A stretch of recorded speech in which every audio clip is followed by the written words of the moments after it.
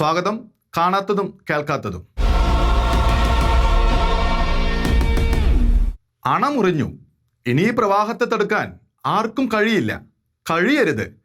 നാടിനെ മെല്ലെ വിഴുങ്ങാൻ വാ പിളർന്നു തുടങ്ങിയ തീവ്രവാദ ശക്തിയെ തിരിച്ചറിഞ്ഞ കേരളത്തിൻ്റെ കണ്ണും കാതും തുറന്നു തന്നെയിരിക്കും. നാവ് ശബ്ദിച്ചുകൊണ്ടിരിക്കും.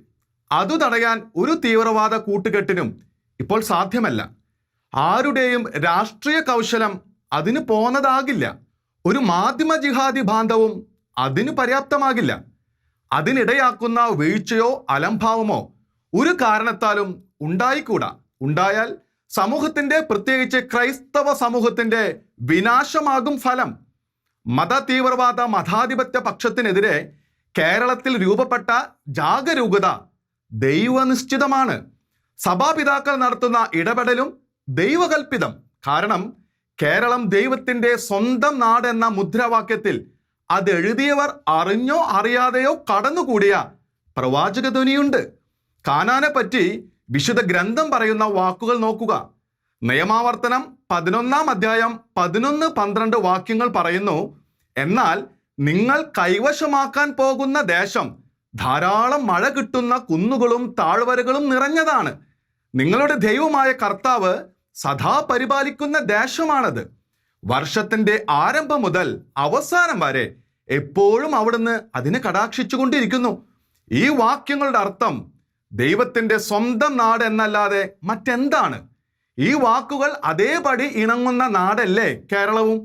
എങ്കിൽ ഇതും ദൈവത്തിന്റെ സ്വന്തം നാട് തന്നെ. കാനാൻ സ്വന്തമാക്കിയ ജനതയായ ഇസ്രായേൽ ദൈവത്തോട് വിശ്വസ്തത കാട്ടിയപ്പോൾ അവർക്ക് ലഭിച്ച സംരക്ഷണം ഇന്നും ലഭിക്കുന്ന അവിശ്വസനീയമായ സംരക്ഷണം. ദൈവാബോധം ഏറെയുള്ള കേരള ജനതയ്ക്ക് ഇവിടുത്തെ ക്രൈസ്തവ ലോകം മുഴുവനും നിശ്ചയമായും ഉറപ്പിക്കാം. അതുകൊണ്ട് തന്നെ ഈ നാട് യുവതയെ കെടുത്തുന്ന തീവ്രവാദ മയക്കുമരുന്ന് വിപത്തിന്റെ പിടിയിൽ നശിക്കുവാൻ അവിടുന്ന് അനുവദിക്കില്ല. അതിനുള്ള അച്ചാരമാണ് വൈകിപ്പോകും മുമ്പ് തന്നെ മത തീവ്രവാദത്തിന്റെ പൈശാചികതയും ആസൂത്രിത മതതിന്മകളും വെളിപ്പെട്ടതും ആ തിരിച്ചറിവാൽ ഉളവായ ക്രൈസ്തവ ജാഗരണവും.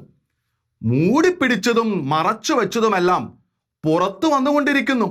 ഇനിയുമുണ്ട് പുറത്തു വരാത്ത സംഭവങ്ങൾ. ആ തിരിച്ചറിവിന്റെ ഫലമാണ് തിരുവനന്തപുരത്ത് പ്രകടമായ ക്രൈസ്തവ കൂട്ടായ്മ. ഭക്ത സംഘടനകളിലോ ദേവാലയങ്ങളുമായി ബന്ധപ്പെട്ട പ്രവർത്തനങ്ങളിലോ പങ്കാളികളായവർ മാത്രമല്ല ആ സംയുക്ത ക്രൈസ്തവ പ്രാതിനിധ്യ മുന്നേറ്റത്തിൽ ഭാഗഭാക്കായത്. ഇന്നുവരെ സംഘടനാ ജീവിതത്തിലേക്ക് കടന്നിട്ടില്ലാത്തവർ അടക്കം നിരവധി ക്രൈസ്തവ ചെറുപ്പക്കാർ തീവ്രവാദ പക്ഷത്തിനെതിരെ ശക്തമായി സ്വരമുയർത്തുന്നത് കേരളം കണ്ടു. മറ്റു വ്യത്യാസങ്ങൾ മറന്ന് ക്രൈസ്തവർ എന്ന പൊതുവിലാസത്തിൽ അവർ ഉയർത്തിയത് മതപരമായ ലക്ഷ്യമോ മുദ്രാവാക്യമോ അല്ല. മതാധിഷ്ഠിത തീവ്രവാദ ഉറവിടങ്ങളുടെ ദുഷ്പ്രേരണയാൽ ചിലർ നടത്തുന്ന ഗൂഢനീക്കങ്ങളോടുള്ള പ്രതിഷേധമാണ്. കേരളം തിരിച്ചറിഞ്ഞ മതഭീകരതയോട് മാത്രമുള്ള എതിർപ്പ്. ആ എതിർപ്പ് ഭൂരിപക്ഷ കേരളത്തിന്റെ മനസ്സിലാകെയുണ്ട്. അതിന്റെ തെളിവാണ് ബാഹ്യ സമൂഹത്തിൽ നിന്ന് ഈ മുന്നേറ്റത്തിന് ലഭിച്ച സാർവത്രിക പിന്തുണ. സെക്രട്ടേറിയറ്റിന് മുൻപിൽ ക്രൈസ്തവ സമൂഹ പ്രതിനിധികൾ നടത്തിയ ഉജ്ജ്വല പ്രകടനത്തെക്കുറിച്ച് അറിയാതെ പോയത് തീവ്രവാദ പക്ഷത്ത് നിലകൊള്ളുന്ന പത്ര ചാനൽ സിൻഡിക്കേറ്റ് മാത്രം. എത്ര ആസൂത്രിതമായാണ് മത തീവ്രവാദ തിന്മകൾ ആധിപത്യം നീക്കം തുടങ്ങിയതെന്ന് ചിന്തിക്കുക. നിരീക്ഷകർ ചൂണ്ടിക്കാട്ടിയത് എത്ര വലിയ യാഥാർത്ഥ്യം. ഗൂഢമായ ഭൗതിക നീക്കങ്ങളാൽ സമൂഹ ജീവിതത്തിന്റെ സർവ്വ മേഖലകളെയും തങ്ങളുടെ ആധിപത്യത്തിനും കീഴാക്കാനാണ് കേരളത്തിൽ കാലുറപ്പിച്ച ഇസ്ലാമിക തീവ്രവാദികളുടെ ശ്രമം. അതിനുപയോഗിക്കുന്നത് കണക്കില്ലാത്ത പണവും പെൺകുട്ടികളെയും ചെറുപ്പക്കാരെയും നശിപ്പിക്കുന്ന ദുഷ്ടതന്ത്രങ്ങളും.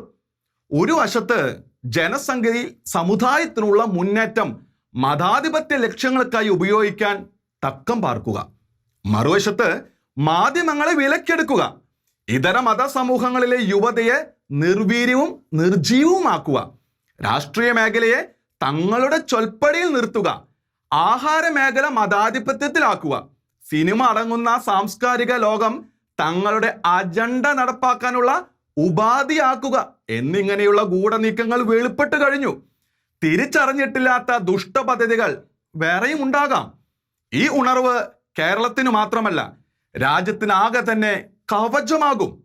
സമാധാനത്തിന് പകരമായി സ്ഥാപിക്കുമെന്ന് യേശുവചനം പറഞ്ഞ വാൾ തന്നെയാണ് ഈ ഉണർവ്. തിന്മകളെ വേർതിരിക്കാതെ അവയോട് സമരസപ്പെട്ട് ശ്മശാന ശാന്തി ആസ്വദിക്കാമെന്ന് കരുതുന്നവരുടെ മൂഢചിന്തയെ തകർക്കുന്ന വാൾ. സമൂഹം വഞ്ചിക്കപ്പെടാതിരിക്കാൻ ഒരാളെങ്കിലും ഈ വാൾ ഉയർത്തി കാട്ടേണ്ടത് അനിവാര്യമായിരുന്നു. പക്ഷെ ആര്? പാലായിലെ പിതാവിനെ പോലെ ഒരാൾ തന്നെ ഇതും പറയണമെന്നതും ദൈവനിശ്ചിതം. കാരണം ഇതിനകം പറഞ്ഞവരെല്ലാം അവഗണിക്കപ്പെട്ടു.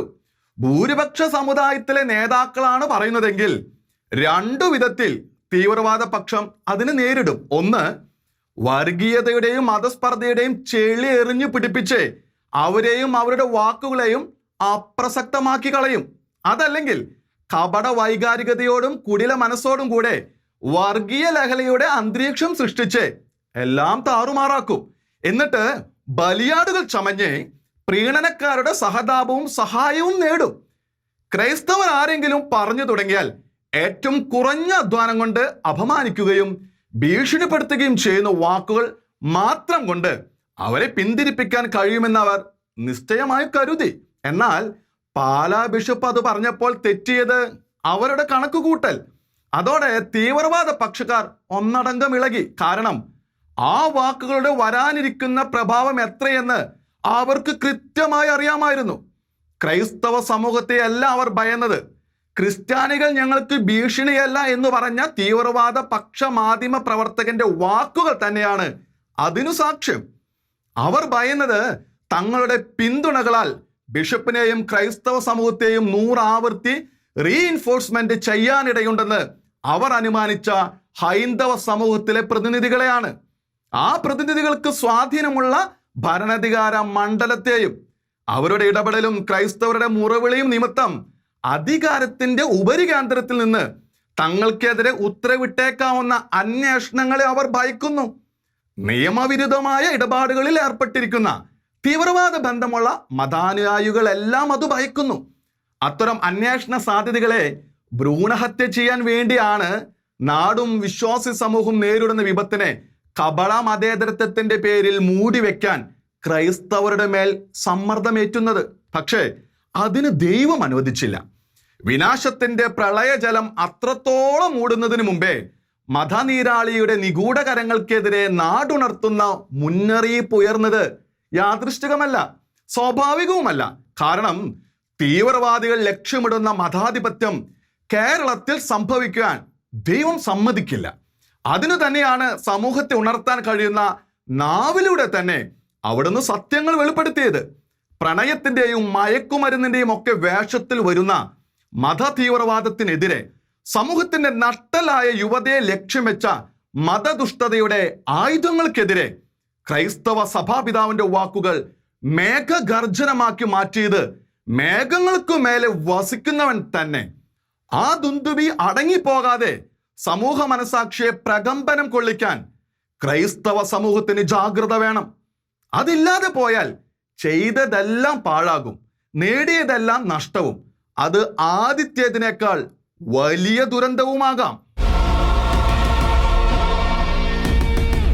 ലവ് ജിഹാദ്, നാർക്കോ ജിഹാദ്, മാധ്യമ ജിഹാദ്, പച്ചയായ ഇസ്ലാമിക തീവ്രവാദം എന്നിവയൊക്കെ തങ്ങളുടെ ശ്രദ്ധയിൽപ്പെട്ടിട്ടില്ലെന്ന് ഭരണാധികാരികൾ പറഞ്ഞാൽ എന്താണ് അർത്ഥം?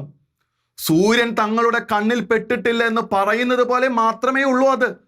ആ ഭരണാധികാരികളുടെ ശ്രദ്ധ പരിമിതപ്പെട്ടിരിക്കുന്നു എന്ന് സാരം. വസ്തുതകൾ ഭരണാധികാരിയുടെ ഔദ്യോഗിക ശ്രദ്ധയിൽപ്പെടുന്നത് ഔദ്യോഗിക മാർഗത്തിൽ അറിയിക്കുമ്പോൾ മാത്രം. നാട്ടിൽ ഒളിഞ്ഞും തെളിഞ്ഞും നടക്കുന്ന കൊള്ളരുതായ്മകളെല്ലാം പച്ചയായ വാക്കുകളിൽ ഔദ്യോഗികമായി റിപ്പോർട്ട് ചെയ്യപ്പെട്ടുകൊണ്ടല്ല ഇരിക്കുന്നത്. ഭരണാധികാരികൾക്ക് വ്യക്തിപരമായി അറിയുന്ന എത്രയോ കാര്യങ്ങൾ ഔദ്യോഗിക നിലയിൽ ശ്രദ്ധയിൽപ്പെട്ടിട്ടില്ലെന്ന് പറയാം എന്നു കരുതി അനുഭവിച്ച 100 കണക്കിന് പേരുടെ ദുരിതം ഇല്ലാ കഥയാണെന്ന് പറഞ്ഞാൽ അത് ആരംഗീകരിക്കാൻ? ആ വാക്ക് കേട്ട് നിശബ്ദരാകുവാൻ സമൂഹത്തിന് കഴിയുമോ? അതുതന്നെയാണ് പ്രണയ ജിഹാദും മയക്കു ജിഹാദും മത തീവ്രവാദവും ഒന്നും ഇവിടെയില്ല എന്ന് പറഞ്ഞാലുള്ള അവസ്ഥയും. അറിയാത്ത ഭാവം നടിക്കുന്ന ഭരണാധികാരിയുടെ ശ്രദ്ധയിൽപ്പെട്ടിട്ടില്ലെങ്കിലും ലവ് ജിഹാദും നാർക്കോ ജിഹാദും മാത്രമല്ല, മാധ്യമ ജിഹാദ് പച്ചയായ ഇസ്ലാമിക തീവ്രവാദം എന്നും മറ്റും പരാമർശിക്കപ്പെട്ട വിപത്തുകളും കേരളത്തിലുണ്ടെന്ന കാര്യത്തിൽ ആർക്കാണ് സംശയം? ശ്രദ്ധയിൽപ്പെട്ടിട്ടില്ലെന്ന ഭരണാധികാരിയുടെ വാക്കുകൾ ഉയർത്തിപ്പിടിക്കാൻ ആളുണ്ട്. അവർ പ്രസ്താവനയുടെ ഗുണഭോക്താക്കളും തീവ്രവാദ പക്ഷ മാധ്യമ സിൻഡിക്കേറ്റും ഒക്കെയാണ്. ഏതാനും തുട്ടിന് സമൂഹത്തെ മത തീവ്രവാദ പക്ഷങ്ങൾക്ക് ഒറ്റുകൊടുക്കുന്നവരായി മാധ്യമ സിൻഡിക്കേറ്റ് എന്നേ മാറിക്കഴിഞ്ഞതാണ്. ഇനിയും ഇടിഞ്ഞിട്ടില്ലാത്ത പ്രചാരമാകാം ക്രൈസ്തവ പ്രതിഷേധങ്ങളെ അവഗണിക്കാനും മത തീവ്രവാദ ചേരിയെ ചേർത്ത് നിർത്താനും അവർക്കുള്ള ധൈര്യം. പരസ്യ പണം നൽകുന്നത് മാഫിയ സംഘമായാലും തങ്ങൾക്ക് സ്വീകാര്യം എന്ന നിലപാടിനെ ബിസിനസ് പോളിസി എന്നേ അവർ വിളിക്കൂ. പോളിസി എന്നാൽ നയം, ആ വാക്കിനർത്ഥം വഴക്കമെന്നും. അതെ, പരസ്യ വരുമാനത്തിനു വേണ്ടി അഥവാ പരസ്യ കാശിനു വേണ്ടി എങ്ങനെയും വഴങ്ങുമെന്ന പച്ചയായ സത്യമാണ് ബിസിനസ് പോളിസി എന്ന ഭാഷ മാറ്റി പറഞ്ഞ് കേമത്തമാക്കുന്നത്. ഈ മാധ്യമ ജീവികൾ, ഈ ഗണത്തിൽപ്പെട്ട പത്രങ്ങളും ചാനലുകളും എന്ത് സാംസ്കാരികതയാണ് വെറുതെ ഭാവിക്കുന്നത്? തെറ്റി. അതവർക്കാകാം. കാരണം സമൂഹം കാണുന്ന സാംസ്കാരിക നായകന്മാരും അതേ പോളിസിക്കാരാണല്ലോ. നോട്ടിട്ട കവർ ആര് തരുന്നോ അവർക്ക് വേണ്ടി നിർത്താതെ പറയുന്നത് വഴക്കമാക്കിയവർ. ചില നേരത്ത് അവരുടെ തല പുറത്തു കാണില്ല എന്നു മാത്രം. ഞാൻ ഗാന്ധിയനല്ല എന്ന കപട വിനയത്തിന്റെ ശൈലി പറഞ്ഞ് സ്വന്തം റൗഡിസത്തിന് മുൻകൂർ ലൈസൻസ് എടുക്കുന്നത് കുറെ കാലം മുമ്പ് വരെ പലർക്കും പതിവായിരുന്നു. അതുപോലെ തന്നെ ബിസിനസ് പോളിസി എന്ന സുല്ലു വാക്ക് പറഞ്ഞാൽ പിന്നെ എന്തു നെറുകെട്ട നിലപാടുമാകാം ചില മാധ്യമങ്ങൾക്കും സാംസ്കാരിക മിമിക്രിക്കാർക്കും. അവരെയോർത്ത് പരിതപിക്കുന്നത് പാഴ്വേല. സ്വന്തം കരുതലും ജാഗ്രതയും കൈവിടാതിരിക്കുക എന്നതു മാത്രമാണ് സുരക്ഷയ്ക്കുള്ള വഴി. നിധിനെയും അഭിഷേകും ഏറ്റവും ഒടുവിലത്തെ ദുരന്തദ്വയം. പാലായിൽ പ്രണയപ്പകയാൽ കൊല്ലപ്പെട്ട പെൺകുട്ടിയും കൊല ചെയ്ത ചെറുപ്പക്കാരനും. ഓരോ ദിവസവും കഥകൾ മാറുന്നു. കൃത്യം ചെയ്ത ചെറുപ്പക്കാരനെ കുറിച്ച് ദിനേന പുതിയ വെളിപ്പെടുത്തലുകൾ. 22കാരന്റെ രാക്ഷസീയതയെക്കുറിച്ച്. ഇത്തരം സംഭവങ്ങളിലെല്ലാം പൊതുവായ ഒന്നുണ്ട്. തങ്ങൾ അറിയുന്ന ചെറുപ്പക്കാരെ കുറിച്ചുള്ള വാർത്തകൾ നാട്ടുകാർക്ക് അവിശ്വസനീയമാണെന്നത്. സമൂഹം ശ്രദ്ധിക്കേണ്ട ഏറ്റവും പ്രധാനപ്പെട്ട കാര്യവും ഇതുതന്നെ. പല സംഭവങ്ങളിലും ആ പെൺകുട്ടി, ആ ചെറുപ്പക്കാരൻ ഇങ്ങനെയാകുമെന്ന് വിശ്വസിക്കാനേ ആർക്കും കഴിയുന്നില്ല എന്നത്. അഥവാ ഒരിക്കലും പ്രതീക്ഷിക്കാത്തവർ പോലും പെട്ടുപോകുന്ന സമീപകാല മഹാദുരന്തമായി പ്രണയ വിപത്ത് മാറിയിരിക്കുന്നു. പരസ്പരം ആകർഷണ ബന്ധത്തിലായ രണ്ടുപേരിൽ ഒരാൾ ബന്ധം വിട്ടാൽ, അല്ലെങ്കിൽ പുറകെ നടന്നു ശല്യപ്പെടുത്തിയിട്ടും അനുഭാവം കാട്ടാതിരുന്നാലൊക്കെ പെൺകുട്ടിക്ക് വധശിക്ഷ വിധിക്കുകയാണ് മോഹഭ്രാന്ത് പിടിപ്പെട്ട ചെറുപ്പക്കാർ.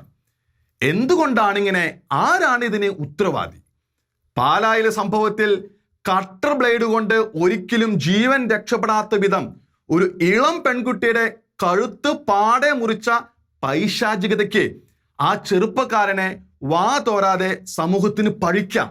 അല്ലെങ്കിൽ പെൺകുട്ടി അതിന് കാരണമുണ്ടാക്കി എന്നൊരു മറുപക്ഷം ചമച്ച് ആ കുട്ടിയെയും പഴിക്കാം. പക്ഷേ അത് എന്തിനെങ്കിലും ഉത്തരമോ പരിഹാരമോ ആകുമോ? സത്യത്തിൽ ആരെയാണ് പഴിക്കേണ്ടത്? സംഭവങ്ങളിൽ ഉൾപ്പെട്ട വ്യക്തികളെ മാത്രം പഴിക്കുന്നത് കൊണ്ട് പ്രത്യേകിച്ച് പ്രയോജനമൊന്നുമില്ല. മറ്റൊരു ദുരന്തം ഒഴിവാക്കാൻ ആ പഴിക്കൽ സഹായിക്കുന്നുമില്ല. പാകമല്ലാത്ത ശാരീരിക മോഹത്തെ, വൈയക്തിക ആകർഷണത്തെ പ്രണയമായി അംഗീകരിച്ചും വാഴ്ത്തിയും ചെറുപ്പക്കാരെ വഴിതെറ്റിക്കുന്ന സമൂഹത്തിന്റെ ഉത്തരവാദിത്തം വളരെ വലുതാണ്. ഈ തെറ്റ് ചെയ്യുന്നതിൽ സിനിമകൾക്ക് വലിയ പങ്കുണ്ട്. കച്ചവട വിജയം മാത്രം ലക്ഷ്യമിട്ട് പ്രണയമെന്ന് തോന്നുന്ന മോഹവികാരത്തെ അവ ഉയർത്തിക്കാട്ടുന്നു. പിടിച്ചെടുക്കുന്ന സ്നേഹമാണ് പ്രണയമെന്ന തെറ്റായ സന്ദേശമാണ് പല സിനിമകളും നൽകുന്നത്.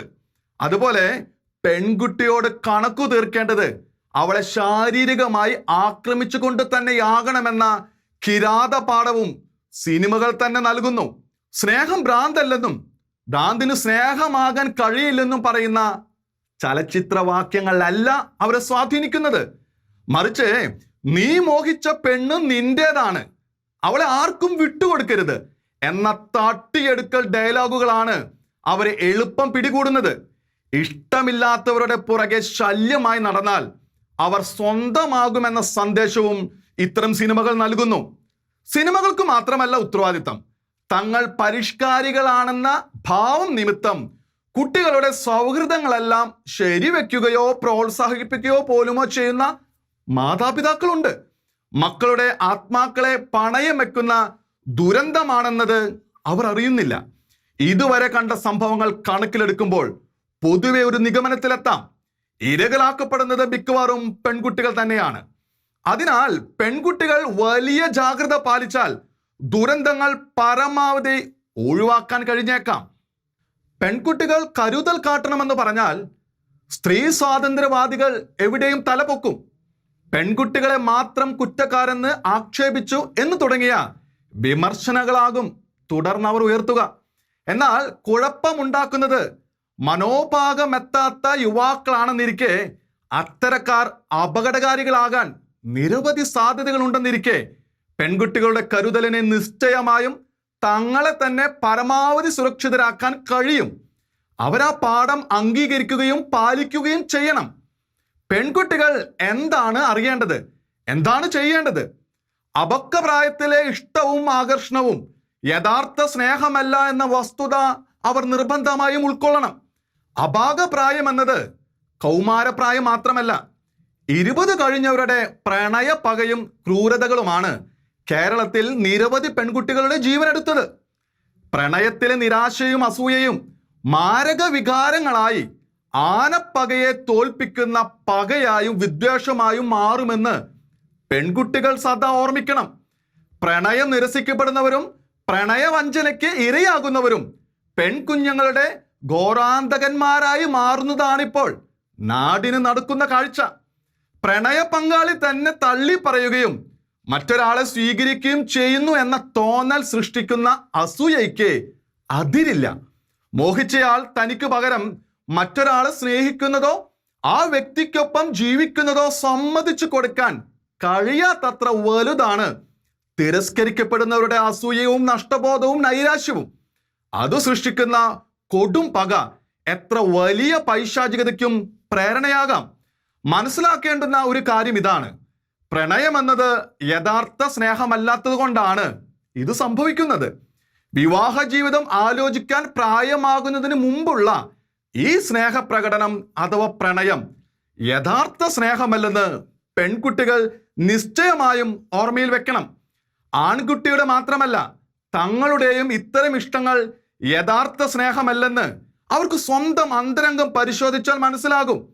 അത്തരം ബന്ധങ്ങളും അവയുടെ തകർച്ചയും 2 വ്യക്തികളെയല്ല 2 കുടുംബങ്ങളെ തന്നെയാണ് ദുരന്തത്തിലേക്ക് തള്ളുന്നത്. സ്വന്തം ഇഷ്ടവും രസവും മാത്രം മുൻനിർത്തിയുള്ള എല്ലാ കൂട്ടുകെട്ടും എപ്പോൾ വേണമെങ്കിലും വ്യക്തിയെ തളർത്തുകയോ തകർക്കുകയോ ചെയ്യുന്ന പരാജയമാകാം, പകയിലിരിക്കുന്ന ദുരന്തങ്ങൾക്ക് കാരണമാകാം. ശ്രദ്ധിക്കേണ്ട മറ്റൊരു കാര്യം, പ്രണയമോ അനുഭവമോ ഇല്ലാത്ത നിഷ്കളങ്കരായ പെൺകുട്ടികളും ദുർമോഹം ബാധിച്ചവർക്ക് ഇരയാകാമെന്നതാണ്. അത്തരം പല സംഭവങ്ങളും സമൂഹം കണ്ടു കഴിഞ്ഞു. അകാല പ്രണയത്തിൽ നിന്ന് കണ്ണടച്ച് ഒഴിഞ്ഞു നിൽക്കുക എന്ന കർശന പാഠം ആൺകുട്ടികളും പെൺകുട്ടികളും സ്വയം പഠിപ്പിച്ചാൽ നന്ന്. പെൺകുട്ടികൾക്ക് മാത്രമല്ല ഇത് ആവശ്യമാകുന്നത്. നിരാശയിലും വ്യക്തിത്വ തകർച്ചയിലും പെട്ടുപോകാതിരിക്കാൻ ആൺകുട്ടികൾക്കും വേണം ഇതേ ജാഗ്രത. പെൺകുട്ടികളെ കാത്തു വേറെയും കെണികളുള്ള കാലമാണിതെന്ന് ഓർക്കുക. വശീകരിച്ചും മയക്കുമരുന്ന് പ്രയോഗിച്ചും ചതിയിൽപ്പെടുത്തിയും അവരെ വരുതിയിലാക്കാൻ ആസൂത്രിതമായി പ്രവർത്തിക്കുന്നവരുണ്ട്.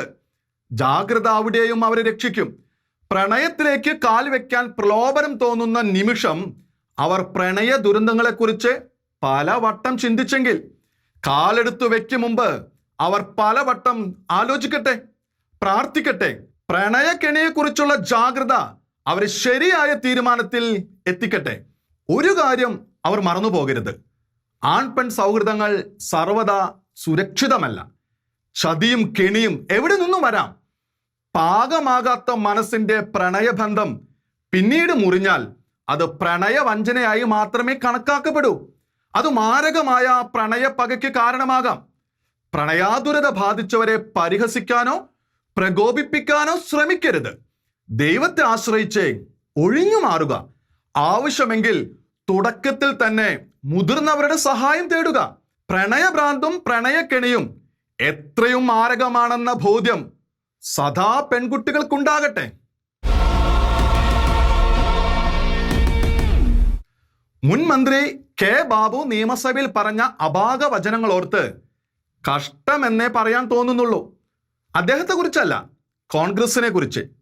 അബ്കാരികൾ വ്യാജമദ്യം നിർമ്മിച്ച് കച്ചവടം വർദ്ധിപ്പിക്കുന്നു എന്നതിനെ കാനായിൽ യേശു ക്രിസ്തു വെള്ളം വീഞ്ഞാക്കിയതിനോട് ഉപമിച്ച ബാബു ഇവ രണ്ടും തമ്മിലെ വ്യത്യാസം അറിയാത്ത ആളല്ല.